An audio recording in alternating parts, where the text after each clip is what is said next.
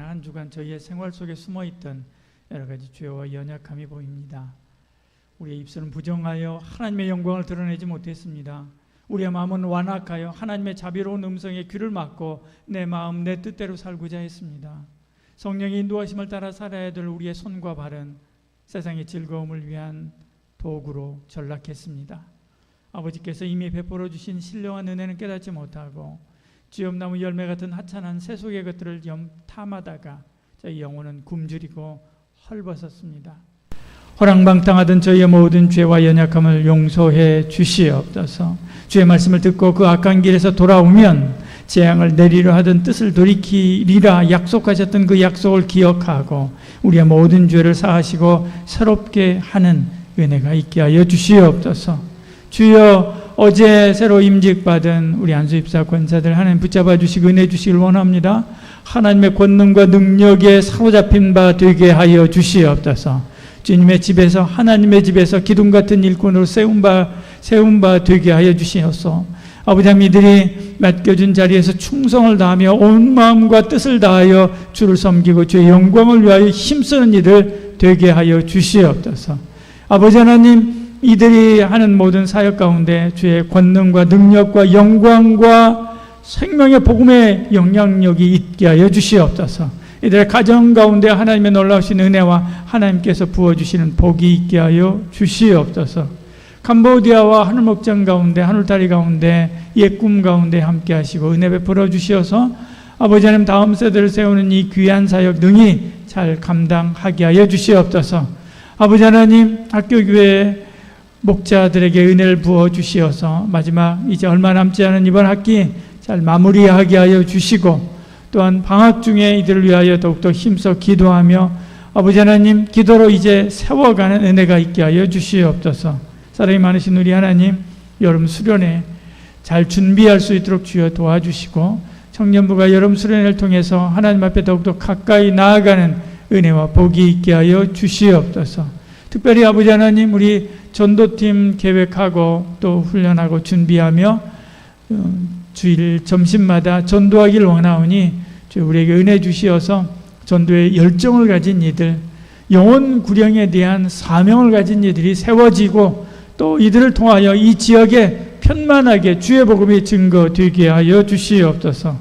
사랑이 많으신 우리 하나님 아버지, 오늘도 아침부터 저녁까지 여러 가지 모양으로 충성하며 섬기는 교우들에게 은혜 주시고 함께 하여 주시어서 기쁨으로 성령의 충만함으로 성령의 은혜로 사역 감당하게 하여 주시옵소서. 오늘도 귀한 예물 구별하여 드립니다. 받으시고 천배 만배 더한 하늘의 신령한 것으로 충만하게 채워주시는 은혜와 복이 있게 하여 주시옵소서.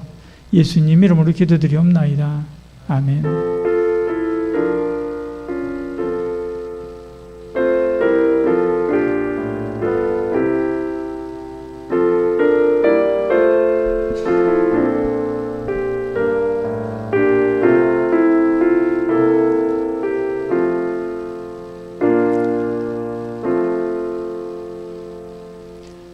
마태복음 6장 9절에서 13절 말씀입니다. 오늘 주기도문에 관한 말씀입니다. 마태복음 6장 9절에서 13절 말씀이요. 다음 주는 맥주감사 주일로 지키게 됩니다. 7월 첫 주라서요. 맥주감사 주일입니다. 안수입사 권사 임직 또 취임 예배에 여러 가지 모양으로 수고해 주신 여러분 너무 감사합니다. 여전도회 연합회가 아니죠. 우리 여전도회죠. 여전도회 원래회 오늘 12시 반에 소예배실에 서 있습니다. 여러분 기억해 주시고 많이 참여해 주시기를 바랍니다. 하나님 말씀 같이 읽겠습니다. 그러므로 너희는 이렇게 기도하라. 하늘에 계신 우리 아버지여, 이름이 거룩히 여김을 받으시오며 나라가 임하시오며 뜻이 하늘에서 이루어진 것 같이 땅에서도 이루어지이다. 오늘 우리에게 일용할 양식을 주시옵고 우리가 우리에게 죄 지은 자를 사하여 준 것 같이 우리 죄를 사하여 주시옵고 우리를 시험에 들게 하지 마시옵고 다만 악에서 구하시옵소서. 나라와 권세와 영광이 아버지께 영원히 있사옵나이다. 아멘.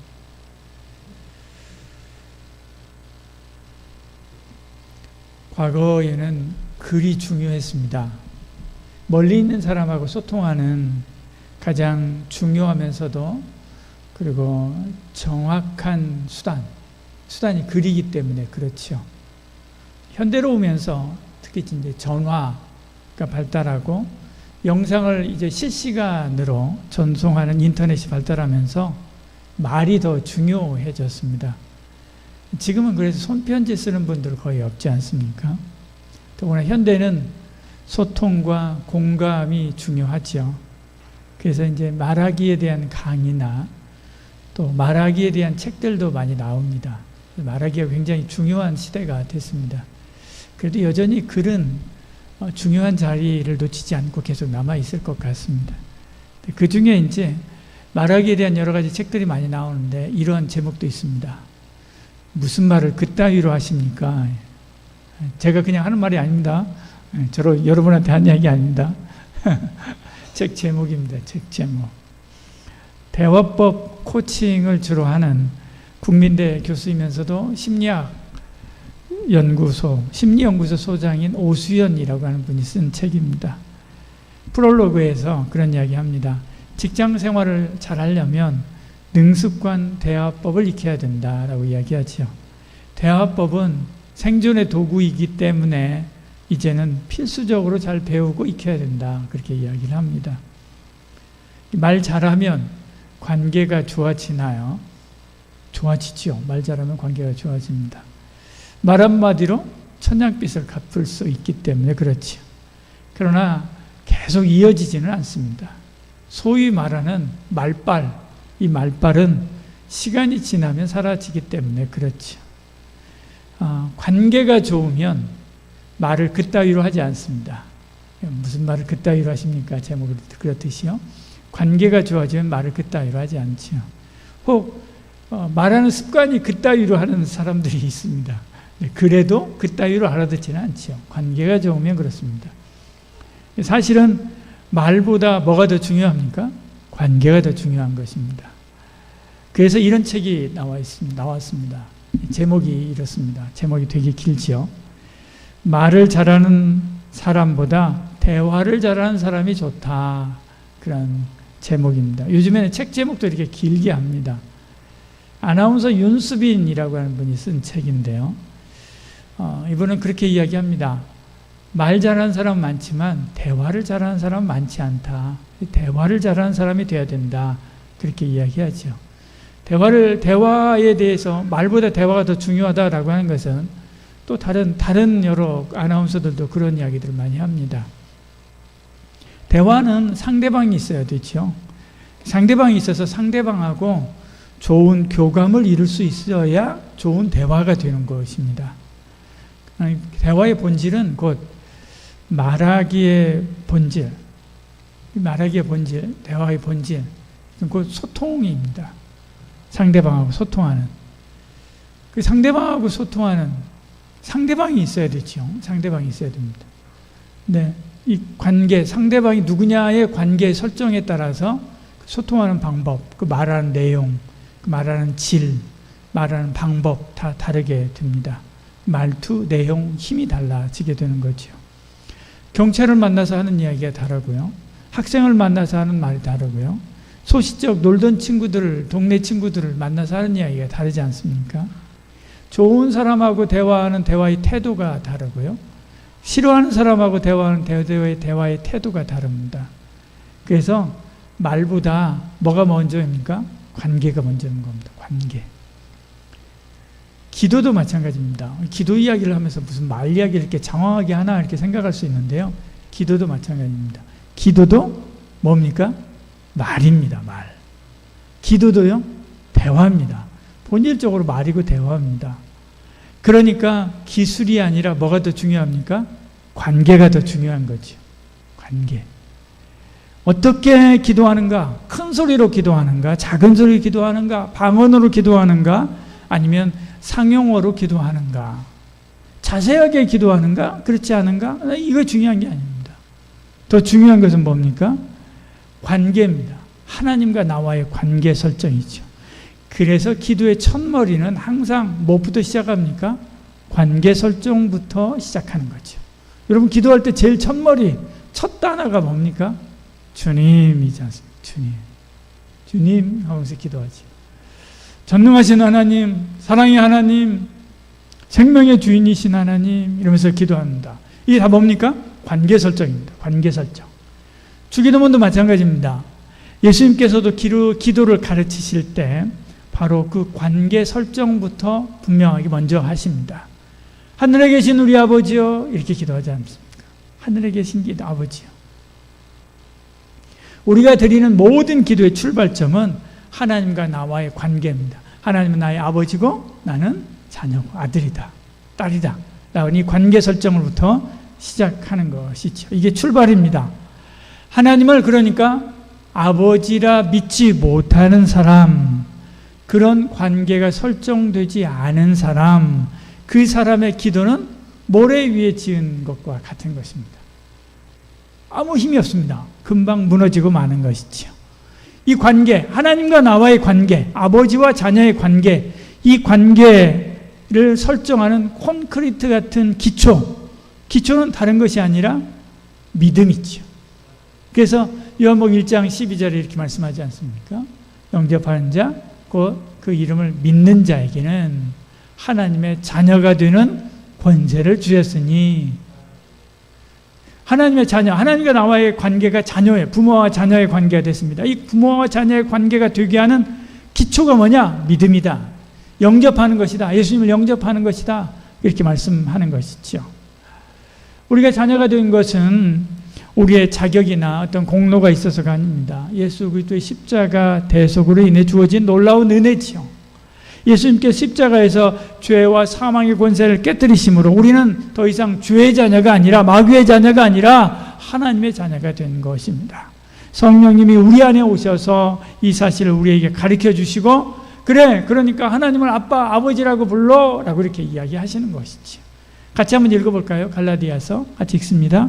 시작.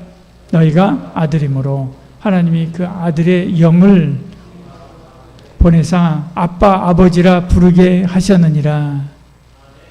그러니까 믿음 없는 기도, 그래서 하나님과 나와의 관계가 아버지와 자녀의 관계로 설정되지 않은 그런 기도는 금방 부서지고 마는 것이지요. 야고보서 1장 16절 이렇게 말씀하지 않습니까? 오직 믿음으로 구하지 않고 조금 더 의심하지 말라. 의심하는 자는 마치 바람에 밀려 요동하는 바닷물결과 같아. 그렇게 말씀하죠. 아무리 많이, 아무리 대단하게, 아무리 열의를 가지고, 아무리 유창하게 기도한다 할지라도 아무 소용이 없다. 나 그 기도 듣지 않는다 말씀합니다. 이사야서에서 이렇게 말씀하지 않습니까? 너희가 손을 펼 때 내가 내 눈을 너희에게서 가리고 너희가 많이 기도할지라도, 어떻게 해요? 많이 기도할지라도 내가 듣지 아니하리니 이는 너희의 손에 피가 가득함이라. 너희 손에 피가 가득하다라고 하는 말은 너 내 자녀 아니야 라고 하는 거예요. 내 자녀라면 그럴 수 없어 라고 하는 거예요. 너 보이스피싱 하지 마 라고 하는 겁니다. 하나님은 다 알아들어요. 보이스피싱인지 아닌지 다 압니다. 하나님의 자녀가 아님에도 불구하고 하나님의 자녀인 것처럼 하는 거 다 압니다. 우리가 뭘로 해야 돼요? 참마음으로 하나님을 믿고 예수 그리스도를 구주로 믿을 때, 그때 하나님의 자녀가 되고요. 그 자녀의 소리를 알아듣게 되는 거지요. 내 자녀는 손에 피 묻히지 않아. 내 자녀는 그렇게 살지 않아. 말씀하는 것입니다. 너 내 자녀 아닌 거야 같아. 그러니까 내 기도 듣지 않겠어 라고 말씀하는 거지요. 보십시오. 엄마가 이제 자녀 아이와 함께 놀이터에 나가서 놉니다. 자녀 놀리고 엄마 앉아있지요. 아이가 조금이라도 우는 소리가 나면 엄마가 어떻게 합니까? 솟구쳐 달려가서 아이를 도와주지요. 그런데 금방 막 굶어 죽어가는 아이 같은 아이가 거린이 와가지고 도와달라고 하면요, 이게 진짜야? 가짜야? 앵벌이 누가 있는 거 아니야? 그런 생각할 수가 있죠. 왜 이렇게 이 사람에 대한 태도가 다릅니까? 관계 설정이 다르기 때문에 그래요. 이 사람, 이 아이는 내 아이이기 때문에 그래요. 이 사람은, 이 아이는 내 아이가 아니기 때문에 그래요. 관계의 설정이 틀려요. 예수 그리스도를 구주로 믿습니까? 하나님의 자녀, 내가 하나님의 자녀다라고 하는 확신이 있습니까? 하나님을 아버지라 여러분 부릅니까? 하나님을 아버지라 부르는 거요. 여러분 쉬운 것 같죠? 모태신앙이신 분들은 당연한 것으로 생각하고요. 한 번도 이 부분에 대해서 의심하지 않았을 것입니다. 저는요, 이 하나님을 아버지라고 부르는 거요, 굉장히 심각하게 생각했습니다. 저 굉장히 오랫동안 생각했습니다. 하나님을 아버지라고 부르면 내 육신의 아버지 배신하는 거 아닌가, 그런 마음도 들고요. 제가 그래도 고민 꽤나 오래 했습니다. 하나님을 아버지라 여러분 믿습니까? 그러면 이제 기도 시작할 수 있습니다. 하나님은 나의 아버지입니다. 나의 아버지.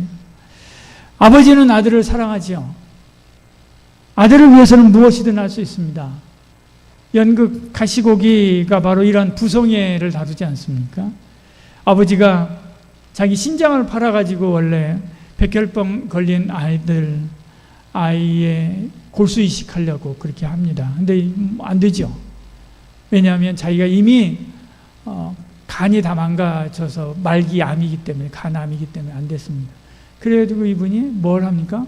각막을 팔아가지고 아들을 살리지 않습니까? 이게 바로 부모의 사랑입니다. 자기 살을 베어서 자식을 먹여 살리는 것, 이게 바로 부모의 사랑이고요, 부모의 마음입니다. 하나님은 이런 저와 여러분의 아버지인 줄 여러분 믿으시길 바랍니다.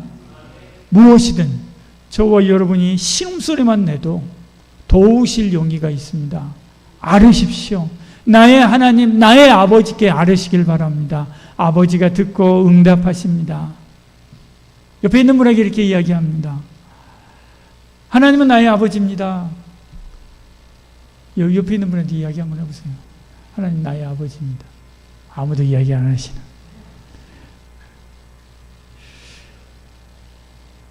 하나님은 나의 아버지입니다.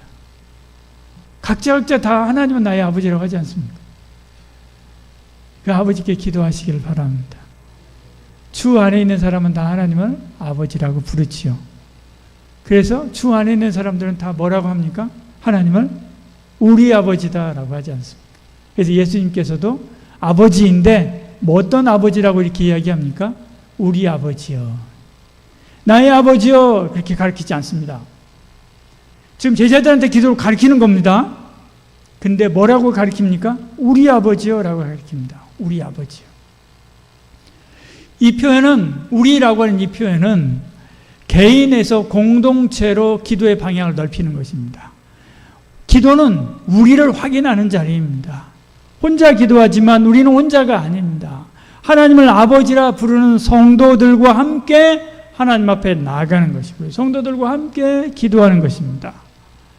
우리라고 하는 말은요, 우리의 기도의 넓이를 더합니다. 나만을 위한 기도가 아니라 이웃과 교회와 세상을 위한 기도로 우리의 기도가 확대되어 가야 되고 확장되어 가야 된다는 것입니다. 그래서 사무엘이 백성을 미스바에 불러 모아놓고 기도했지요. 느헤미야가 수문학 광장에 백성을 불러놓고 같이 기도했습니다. 솔로몬이 성전 봉헌식에 수많은 백성을 모아놓고 봉헌 예배 드리면서 하나님 앞에 기도하지 않습니까? 예수님도 수많은 사람들이 있는 한가운데서 오병이어의 떡을 들고 기도합니다. 나사로를 위하여 기도합니다. 다락방에 제자들을 모아놓고 기도하십니다. 이렇게 함께 모여 하는 기도는 힘이 있습니다. 마태복음에 이렇게 말씀하죠. 너에게 이르노니 너희 중에 두 사람이 땅에서 합심하여 무엇이든지 구하면 하늘에 계신 아버지께서 들으신다. 한 마음으로 하나님께 소리 높여 이르되, 그렇게 말씀하죠. 이때 당시 초대교회지 않습니까? 이때 당시에 교회 안에는 노예가 대다수였습니다. 노예 계층이 굉장히 많았습니다. 그 노예들에게 워라벨이 있습니까? 노예들에게 반차가 있습니까? 월차가 있습니까? 노예들에게 주일이 있습니까? 노예들에게 일요일이 있습니까? 없습니다. 지금 우리보다 모이기 힘들었습니다. 잠깐 짬을 내가지고 차를 타고 올 수 있습니까? 없습니다. 그런데도 불구하고 정기적으로 모였습니다. 예배하고 기도했습니다. 그러니까 힘이 있었던 거죠. 초대교회가 힘이 있었던 것입니다. 여러분, 저와 여러분, 우리도 함께 모여 기도해야 됩니다. 예배하고 기도해야 됩니다. 새벽에도 수요일에도 토요일에도 모여서 기도하고 내 아픔만이 아니라 우리의 아픔, 교회의 아픔, 이웃의 아픔, 이 나라와 이 민족의 아픔, 그리고 전 세계 지금 전쟁으로 고통받고 있는 많은 사람들이 있지 않습니까? 여러 가지 어려움 가운데 있는 많은 사람들이 있습니다. 그들까지 우리의 기도가 확장해서 나가야 하는 것이지요. 이렇게 기도할 때 나를 중심에서 내려놓고 타인을 위한 그런 마음이 회복되기 시작하는 것입니다. 그래서 옆에 있는 사람하고 막 다툼이 있어갖고 힘들어합니다. 그럼 그거 가지고 막 기도합니다. 기도하면서 속상해서 기도하다 보면 나도 모르게 그 사람을 기도 속에서 품게 되죠. 그리고 입술에서 품고요. 그리고 결국엔 삶에서 품게 되는 것입니다. 그래서 내가 기도를 통해서 누구로요? 우리를 품는 사람으로 변화되어 가는 것이지요. 그러니까 우리의 기도도 나만을 위한 기도에서 멈추는 것이 아니라 반드시 우리를 위한 기도로 나가야 되는 것이지요. 우리도 기도로 함께 울고 함께 기대며 함께 아파하고 함께 소망하는 은혜가 있기를 소원합니다. 그러면 하늘의 하나님이 듣고 응답하십니다. 말씀합니다. 너희는 이렇게 기도하라. 하늘에 계신 우리 아버지요. 하늘에 계신 우리 아버지, 이렇게 말씀합니다. 단순히 장소만을 이야기하는 게 아닙니다. 하나님은 우리와 차원이 다른 분이라는 거죠. 하나님은 우리가 처한 시간과 공간, 문제와 제약을 모두 초월하신 분입니다. 나는 할 수 없지만 하나님은 무엇이든지 하실 수 있죠. 나는 가난하지만 하나님은 온 세상의 주인이십니다. 나는 우매하지만 하나님은 지혜의 근본이시지요. 그러니까 하늘에 하나님께 가면 안 될 게 없는 거지요. 안 풀리는 게 없습니다. 그 하나님을 기억하라는 거지요. 그 하나님을 바라보라라고 하는 것입니다. 그 하나님께 기도하라라고 하는 것이지요. 이렇게 기도는 저와 여러분 우리를 저 위로 끌어올리는 것입니다. 땅의 시점에서 하늘의 시점으로 문제와 세상을 바라보는 관점을 바꿔주는 것이지요. 그러면 희망이 있습니다. 도저히 답이 없는 문제도 답이 보입니다. 안 되는 문제도 안 될 것이 없습니다. 꽉 막히는 문제에도 해답이 있습니다. 왜요? 하늘의 하나님이 일하시기 때문에 그런 것이지요. 힘든 문제 가지고 여러분 답답해 하실 때 등산해 본 적이 여러분 있을 것입니다. 정상에 서면 아래로 펼쳐져 있는 저 마을들이요, 마치 레고 나라처럼 이렇게 보입니다. 그러면 아유, 내가 저기서 아웅다웅 하면서 그렇게 있었네, 그런 마음이 들죠. 마음이 이렇게 넓어집니다. 그래, 그 뭐 얼마나 대단한 거라고 라고 하면서 그러면서 내려옵니다. 내려오면 또 똑같아져요. 위에서는 근데 그런 마음이 있지 않습니까? 기도도 마찬가지입니다. 우리가 기도할 때 우리의 시야가 넓어집니다. 하나님의 관점을 가지고 보기 때문에 그렇지. 취업을 위해서 온갖 스펙을 쌓고 또 노력을 했습니다. 근데 실패합니다. 낙심합니다. 인간관계의 갈등 속에서 우리가 잠 못 이루며 괴로워할 때가 있습니다. 이 문제를 내 힘으로 해결하려고 그렇게 발버둥 치고 애쓰고 잘 안 됩니다. 하나님 앞에 기도하기 시작하니까 하나님이 하나님이 계시는데, 하나님이 하시는데 하나님께 내려놓기 시작하지. 그리고 하나님이 하시면 할 수 있는 거지 뭐. 그런 확신이 들지 않습니까? 내적인 응답, 지난 시간에 했지 않습니까? 내적인 응답이 내 마음에 확 들어오게 됩니다. 그러면 내가 그 문제로부터 한 발 딱 떨어지게 되는 거예요. 그래서 그 문제를 바라보는 시각도 바뀌게 되는 것입니다. 얼마 전에 런닝맨인가요? 그거 하는데 뭐 퀴즈 그거 하더라고요.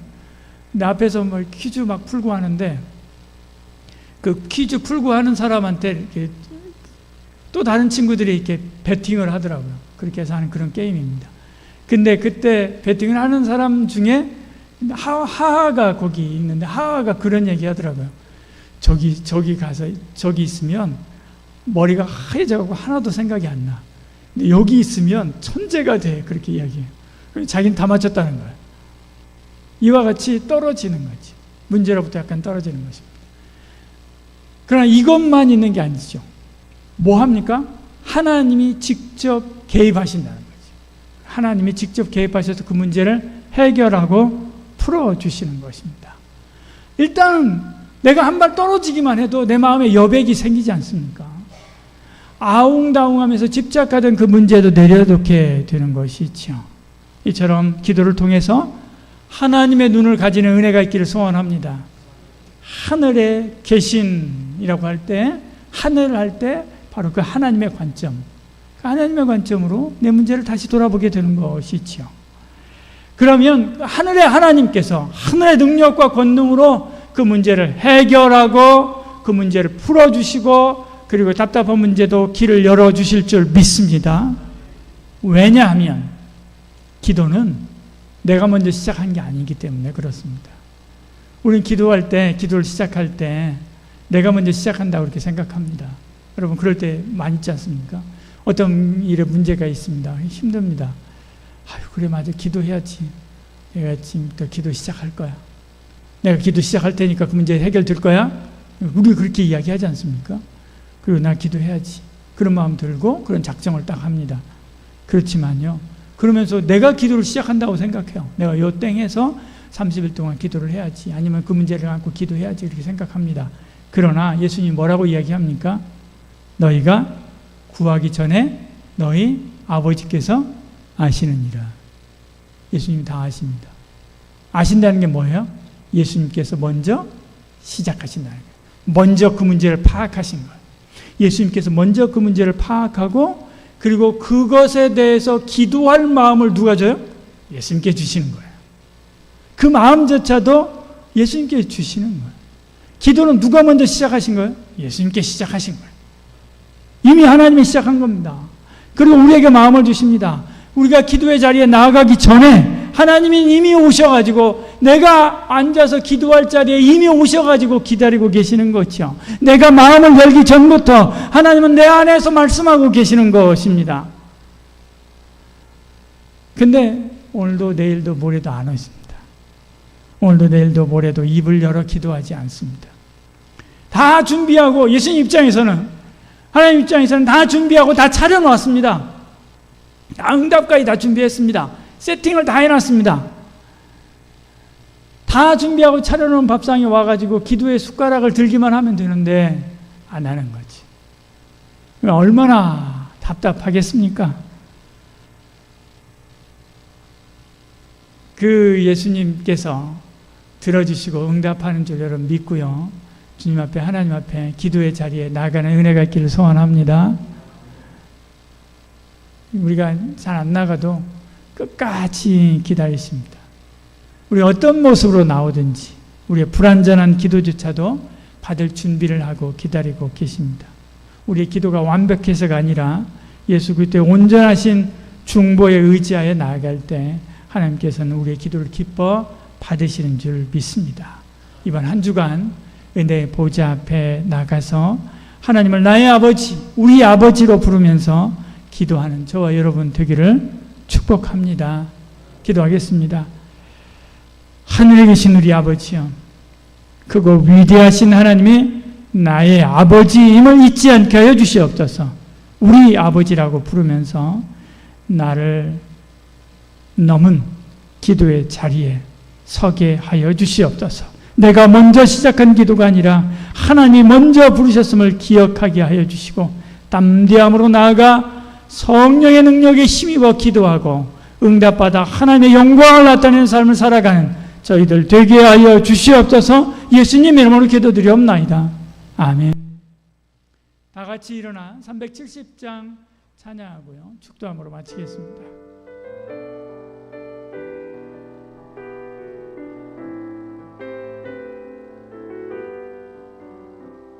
주 안에 있는 나에게 딴 근심이 있으랴 십자가 밑에 나가 내 짐을 풀었네.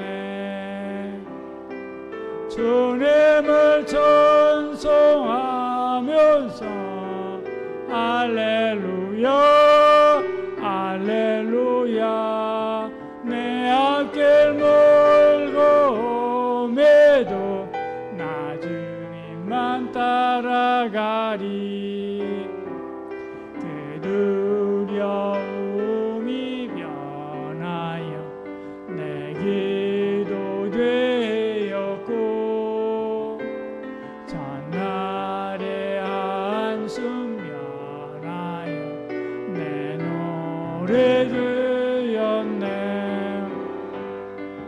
주님을 찬송하면서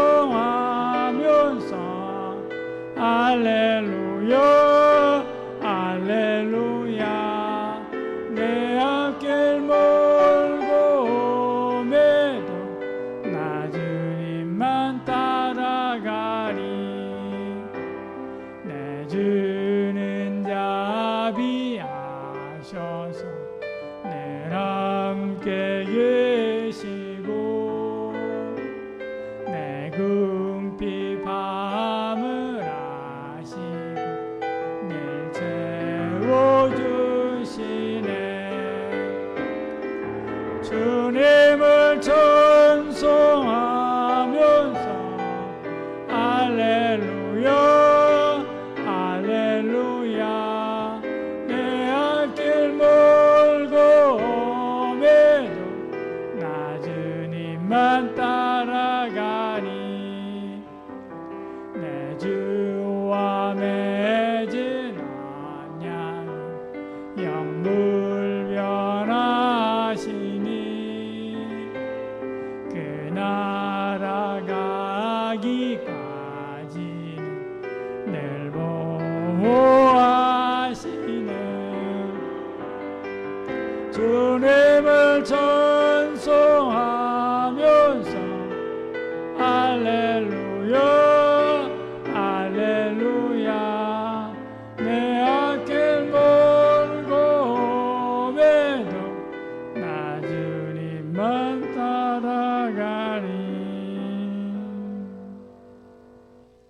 이젠 예수 그리스도의 은혜와 하나님의 사랑과 성령의 위로통 충만하심이 오늘 주신 말씀대로 아버지 우리 아버지 하늘에 계신 우리 아버지께 기도하기를 소원하는 이 자리에 참여한 모든 성도들 머리머리 위에 지금부터 영원까지 함께 하실지어다. 아멘.